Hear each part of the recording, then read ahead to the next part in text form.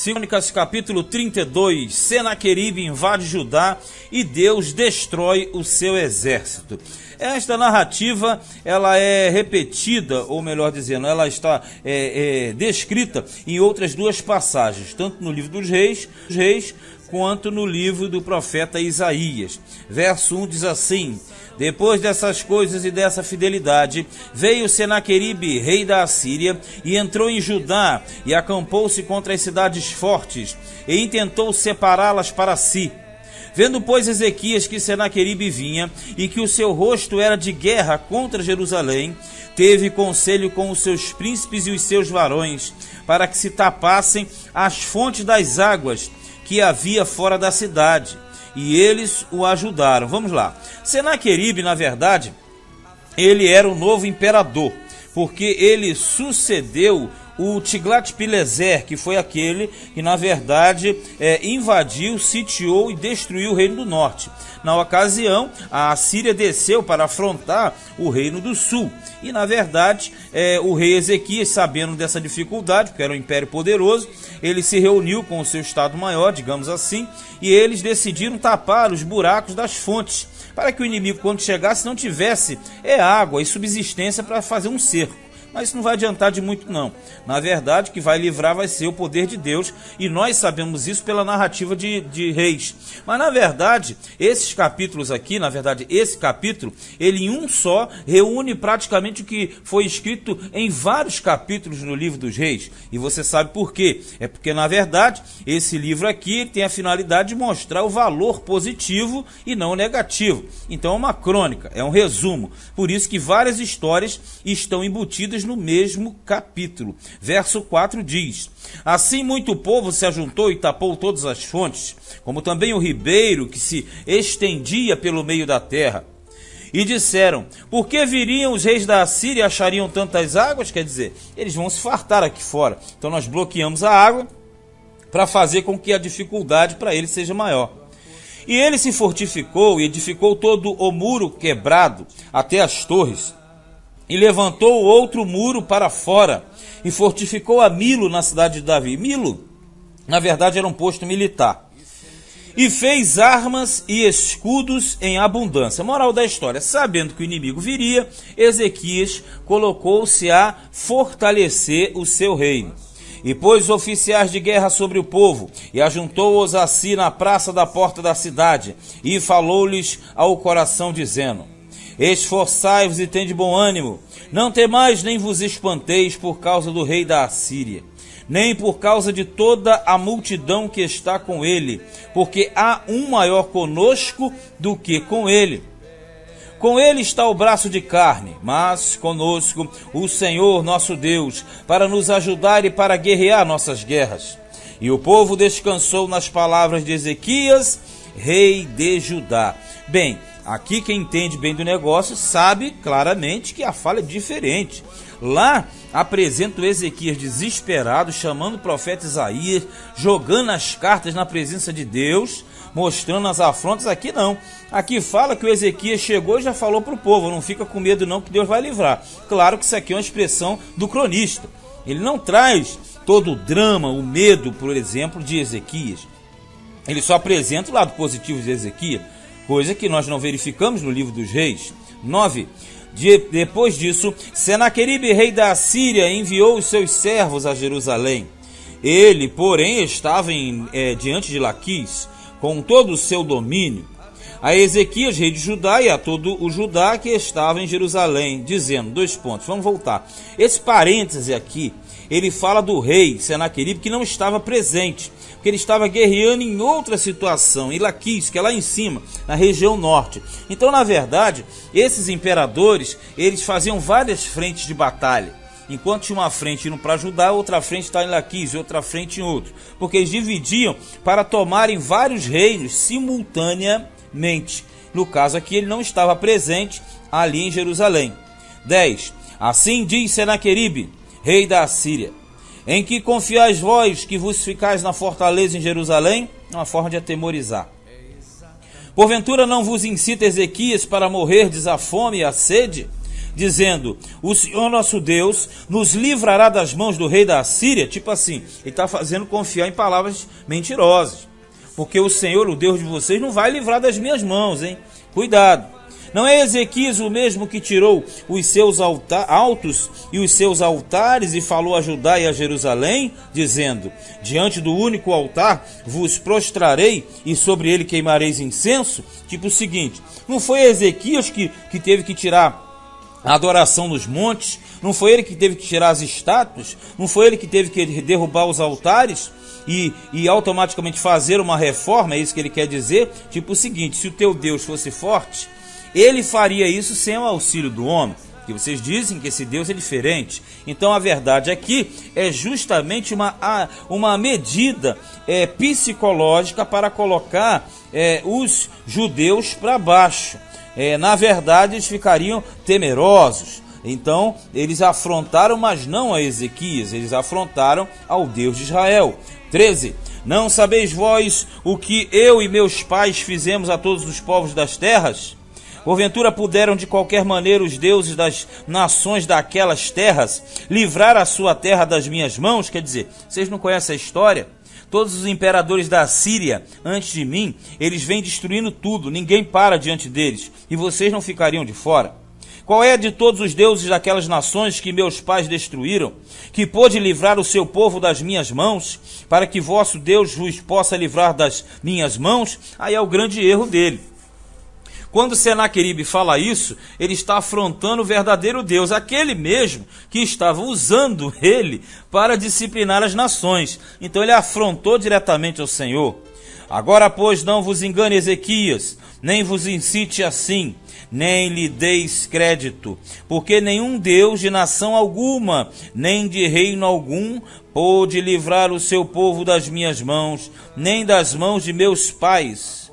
Quanto menos vos poderá livrar o vosso Deus das minhas mãos. Também seus servos falaram ainda mais contra o Senhor Deus e contra Ezequias, o seu servo. Escreveu também cartas para blasfemar do Senhor, Deus de Israel, e para falar contra ele, dizendo: assim como os deuses das nações, das terras, não livraram o seu povo das minhas mãos, assim também o Deus de Ezequias não livrará o seu povo das minhas mãos. E clamaram em alta voz em judaico contra o povo de Jerusalém que estava em cima do muro, para os atemorizarem e os perturbarem, para tomarem a cidade. Moral da história, você vê que o cronista, ele não trata praticamente de nada na questão política. Ele só trata a afronta espiritual, que era o grande erro de Senaqueribe, porque aí está colocando Deus como sendo afrontado diretamente. 19. E falaram do Deus de Jerusalém como dos deuses dos povos da terra, obra das mãos dos homens. E é o seguinte, eles falaram de Deus como dos outros deuses que não são deuses. Porém o rei Ezequias e o profeta Isaías, agora aparece Isaías, filho de Amós, oraram por causa disso e clamaram ao Senhor. Olha só, hein? Você que percebe a diferença claramente aqui. Quando você vem lendo, não existe aquele drama, não aparece o medo de Ezequias, aquela questão daquele bate-boca em cima da muralha não aparece. Só aparece aqui em um versículo dizendo que ele está orou com Isaías e pronto. Olha o que vem no 21. Então o Senhor enviou um anjo que destruiu todos os varões valentes e os príncipes e os chefes no arraial do rei da Assíria. E este tornou com vergonha de rosto a sua terra e, entrando na casa de seu Deus, os mesmos que descenderam dele o mataram ali à espada. A melhor narrativa disso aqui você encontra lá no livro dos Reis, porque a narrativa lá está na íntegra. Aqui não. Olha como é que o negócio acontece. Em poucos versículos fala da história, fala da oração, mas muito pequena a oração aqui, e mostra o anjo já entrando e destruindo. E não fala quantos, lá fala que foram 185 mil, aqui não fala. E já no mesmo versículo 21, fala que ele voltou para a terra dele e na casa do seu Deus ele morreu e foi morto pelos seus descendentes. Quer dizer, aqui você percebe que a questão política é abandonada. E os versículos eles vêm abruptamente um após o outro, porque o cronista ele quer agrupar rápido, falar rápido e enfatizar que o próprio Deus de Israel foi quem matou Senaqueribe, quem matou o seu exército, melhor dizendo, porque o exército dele foi destruído por um anjo, mas os detalhes não existem. E também fala que ele morreu voltando para sua casa. Mas por que essa ênfase? Mostrando que foi uma punição pela sua transgressão contra o Senhor Deus de Israel. Então, aqui a narrativa é bem rápida. Olha o 22, já está acabando o assunto. Assim livrou o Senhor a Ezequias e aos moradores de Jerusalém das mãos de Senaqueribe, rei da Assíria, e das mãos de todos. E todos os lados os guiou. E muitos traziam presentes a Jerusalém, ao Senhor, e coisas preciosíssimas a Ezequias, rei de Judá. De modo que, depois disso, foi exaltado perante os olhos de todas as nações. Porque é um feito inédito. Você está ali, sair um anjo e matar todo mundo, aí você fica com muito mais, digamos assim, mais entusiasmado para o ouvinte, mais entusiasmante, melhor dizendo, do que você ir para uma guerra e vencer uma peleja. Porque aqui ele não precisava pelejar, mas você percebeu que o cronista, ele dá a ênfase do Senhor tomando as dores para si. Quase não tem a fala de Ezequias. Aqui você vê que só fala que ele orou com o profeta Isaías e o negócio já aconteceu, mostrando que o alvo principal era o Senhor, mostrando que quando um homem, um rei, buscava o caminho de Deus, ele prosperava, e em alguns casos nem precisava pelejar. Já a partir do versículo 24, também outra narrativa que lá no livro dos reis gasta muito tempo falando da doença de Ezequias e outras coisas mais. Aqui não, aqui fala rapidinho, olha no 24. Naqueles dias Ezequias adoeceu de morte, quer dizer, para morrer.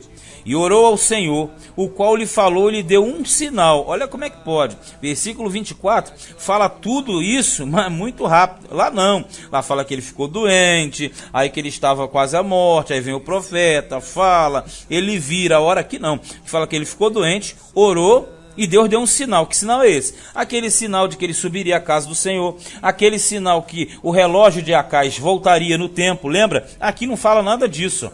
Mas não correspondeu Ezequias ao benefício que se lhe fez, porque o seu coração se exaltou, pelo que veio grande indignação sobre ele, sobre Judá e Jerusalém. Qual é a ênfase aqui? Mostrar que o Ezequias, ele não correspondeu, o seu coração se exaltou, se ufanou. Olha o que aconteceu. Ezequias, porém, se humilhou pela soberba do seu coração, e ele e os habitantes de Jerusalém. E a grande indignação do Senhor não veio sobre eles nos dias de Ezequias. O que nós entendemos aqui? Que essa ufanação, que esse projeto que nós não sabemos direito o que era justamente talvez o motivo da doença que mataria o Ezequias. Como Ezequias retrocedeu, aí o que acontece? Deus também mudou o seu plano em relação a ele. Claro que nós estamos falando aqui dentro de uma questão circunstancial. Sempre nós falamos, o que é determinado por Deus não tem como revogar. Agora, o que é circunstancial, mudando-se o procedimento, muda-se também. Agora, lá no livro dos reis, não fala porque ele ficou doente. Já aqui, já tem uma forte tendência a ser a exaltação do seu coração. Mas no 27 ainda vai vir alguma coisa. Ó. E teve Ezequias riquezas e glória em grande abundância, e fizeram-se tesouros de prata e de ouro, e de pedras preciosas, e de especiarias, e de escudos, e de tudo que se podia desejar. Quer dizer, ele prosperou grandemente. Também armazéns para a colheita do trigo, e do mosto, e do azeite, trigo, farinha, mosto, vinha, azeite, oliveira. E estrebarias para para toda a casta de animais, quer dizer, todos os tipos de animais, e currais para os rebanhos. Edificou também cidades e possuiu ovelhas e vacas em abundância, porque Deus lhe tinha dado muitíssima fazenda. Está vendo o detalhe? Ele se humilha, se recupera e aí automaticamente ele tem grande fartura e abundância de riqueza. Também o mesmo Ezequias tapou o manancial superior das águas de Giom, e as fez correr por baixo para o ocidente da cidade de Davi, porque Ezequias prosperou em toda a sua obra. É um grande empreendimento do reinado de Ezequias, o aqueduto novo, porque nessa ocasião o Ezequias ele destruiu o aqueduto velho, o canal velho, que era na verdade uma cisterna antiga, e ele criou uma nova cisterna, o aqueduto novo. É disso que está falando aqui, embora não tenha tanta clareza no relato. 31. Agora vem a parte também negativa. Contudo, no negócio dos embaixadores dos príncipes da Babilônia, que foram enviados a ele a perguntarem acerca do prodígio que se fez naquela terra, é aquela questão do prodígio dele ter ficado doente e ter sarado. E ali os embaixadores de Babilônia mandaram aqueles homens, lembra? Só que nesse negócio aqui, diz que o Senhor não o amparou. Olha o que diz aqui no versículo 31, no finalzinho. Deus o desamparou para tentá-lo. Outra tradução diz, para prová-lo. Para saber tudo o que havia no seu coração. Vamos entender aqui. É aquela jogada que nós trabalhamos na Bíblia inteira. Mas a essa altura, para o estudante, já está bem mais claro. Veja, tudo o que acontece pela permissão de Deus. Então sempre que você tem o tentador, e o tentador é o diabo, esse tentador só vem porque o próprio Deus permite. Quer ver um caso? Por exemplo, Davi. Davi foi incitado a numerar o povo. Quem foi o tentador? Satanás. Mas quem foi o mandante? Deus. Quer mais uma? Quando Acabe foi cair em Ramote Gileade. Quem foi o tentador? Um espírito, né, que foi de engano na boca dos profetas. Mas quem que deu a ordem? Deus. Quando Satanás foi tentar Jó, quem é que liberou? Deus. Quem tentou? Satanás. Quer mais? Jesus lá no deserto. Quem levou Jesus para ser tentado? O Espírito de Deus. Então você compreenda isso. Quando Deus desampara, ele deixa que o tentador faça o serviço. Então aqui, na verdade, para Deus é uma provação. Mas quem atua é o tentador. Por isso que passa a ser uma tentação. Então deixou ele ser tentado para saber o que havia no seu coração. Aí você fala, mas Deus não sabe o que tem no coração do homem? Sim, mas o homem é que tem que saber o que tem dentro do seu coração. Porque nós somente temos um entendimento do nosso ser, da nossa estrutura, quando nós passamos por essas situações. Foi como o caso de Abraão e o Isaac do sacrifício. Deus sabia o que Abraão faria, mas o próprio Abraão não sabia as suas condições. Então, aqui, Deus não amparou o Ezequias, pelo contrário, largou ele na mão do tentador para que ele fosse tentado. Quanto ao resto dos atos de Ezequias e as suas beneficências, eis que estão escritas na visão do profeta Isaías, filho de Amós, e no livro da história dos reis de Judá e de Israel. Quando fala livro da história dos reis, são aqueles livros que nós já lemos. E dormiu Ezequias com seus pais, e o sepultaram no mais alto dos sepulcros dos filhos de Davi, porque ele foi um rei conceituado. E todo Judá e os habitantes de Jerusalém lhe fizeram honras na sua morte. Honras é, no caso, fazer o luto, o choro, com as carpideiras, queimava incenso, embalsamava, fazia aquilo tudo, né?